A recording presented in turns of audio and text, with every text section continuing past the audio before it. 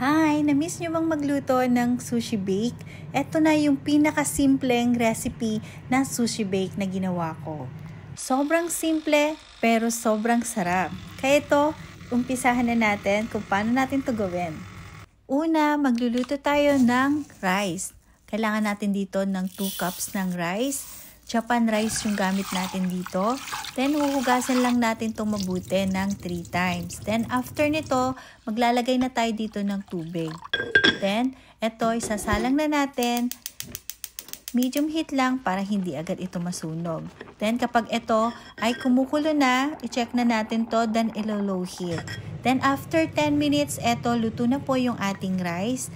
Napakaganda ng pagkakaluto. Sunod naman natin gagawin yung ating sushi vinegar. Maglagay tayo ng 1 tablespoon ng white sugar, 1 tablespoon ng mirin, 2 tablespoon ng vinegar. Then, mag-add din tayo dito ng salt. I-mix lang natin itong mabuti. Sunod na natin i-prepare yung ating cooked rice. Maglagay tayo dito ng 3 cups ng cooked rice. Then, tsaka na natin dito ilalagay yung ating sushi vinegar. Then, after nito, hahaluin lang natin itong mabuti.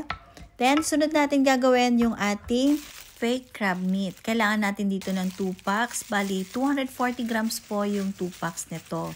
Then, ayan, i-spread lang natin sa ibabaw nitong rice. Then, tsaka tayo mag-a-add dito ng QP mayonnaise. Ayan, mas maraming mayonnaise, mas masarap. Then, mag-add na rin tayo dito ng corn. Nag-a-add ako dito ng corn kasi masarap ang combination ng mayonnaise tsaka yung corn. Then, tsaka na natin to i-bake ng 10 to 15 minutes sa oven toaster or pwede din air fryer. After 10 to 15 minutes, eto na, luto na yung ating napakasimple at masarap na sushi bake.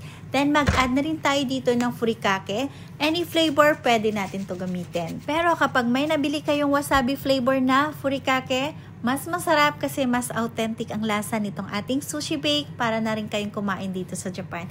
Thank you for watching. Sana nagustuhan nyo itong ating recipe for today. Bye!